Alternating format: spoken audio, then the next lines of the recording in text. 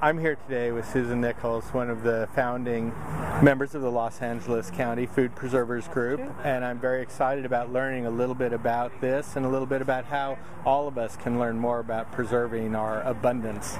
Well, that's what the Master Food Preserver Program is for, to help and assist people can and preserve their own nutritious food.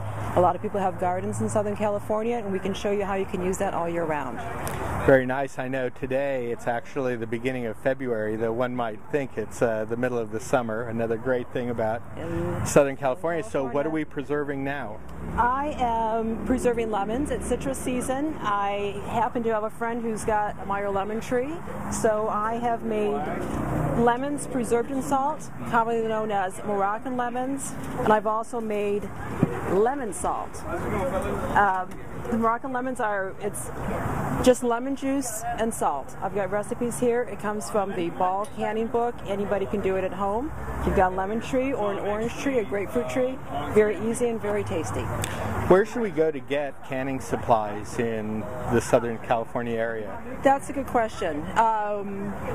Osh carries them, some Ralph supermarkets, Walmart, and some of the cooking supply stores, and also the Farmer's Kitchen in Hollywood. Oh, very nice. I was surprised I couldn't find them at Target.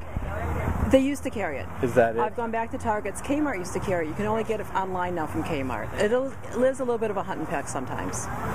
So you mentioned this Master Food Preserver program. Yes. Could you talk a little bit about, when it started and how it reappeared here in Los Angeles? It hasn't been in Los Angeles for a while. It's through the Cooperative Extension Service, which is a nationwide organization operated through landmark colleges in each state. For California, it's UC Davis.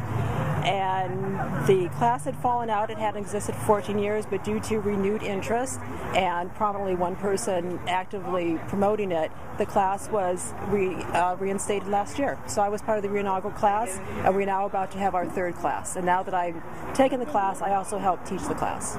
That's excellent. Yeah. Is there an actual sort of program where people move from apprentice to journeyman to master in helping with the instruction of the next generation? Yeah. You have to, when you do the Master Preserver program, you have to commit to a certain amount of volunteer hours and continuing education hours. So once you've met that qualification after, of course, getting accepted into the class and graduating, then you do those qualifications as well and become a certified Master Food Preserver. I'm convinced that there's a huge motivational component to name tags that I found through being a master gardener. I wanted to talk a little bit about the books you have here and how they, I understand these are some of your favorites. Would you like to start with one of them? This is So Easy to Preserve. I have this because we use it in the curriculum for the Master Food Preserver program. It's a very comprehensive, informational, instructional, and recipe book. This is not as readily available as, say, the Ball books. Everybody knows the name Ball. We call mason jars Ball jars, even if it says Kerr or another name on them. We're commonly called. They were the original? Yes, it's now owned by a different company, but we still call them Ball jars. This is a basic Ball book. Not that expensive, has recipes, information, instructions. Anybody can pick it up and learn how to do step-by-step canning or pickling or pressure canning. This is the complete book, so it has more recipes.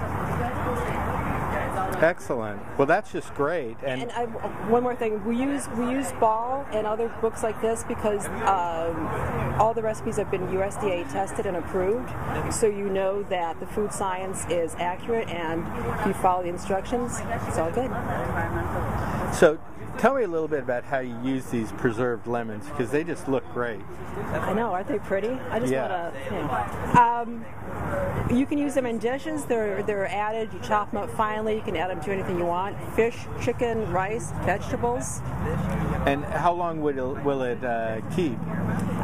This took 2 weeks to reach the state of where it was considered done, and now I keep it in my fridge, and it should last easily 6 months. In the fridge. And then from the time it's opened, I assume that starts another clock. Well, these weren't sealed. These weren't actually canned. A lot of times when we do demonstrations, I'm doing more of like a water bath canning. Yeah. But due to the arrangement here and the timing of citrus season, I decided to do this. So these have not been processed. And because of that, one main step is before I add the lemons, I have to sterilize the jar. That is very key food safety for this. But other than that, it's just sugar and lemon juice and lemons doing their thing. Not sugar, salt, sorry.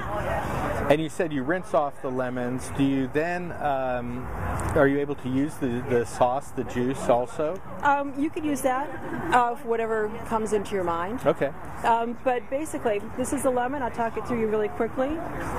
Take a little thin slice off the stem end, cut it into quarters without going all the way through. This is a lemon that has come from the jar, so it's soft now, and you can see it's still held its shape. And you can take the flesh out, slice up the rind, add it to anything you want. Very tasty.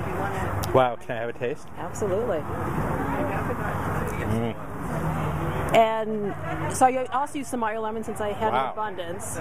This is citrus salt. It's just zest of Meyer lemon mixed with sea salt, baked in the oven, and then pulverized a little bit.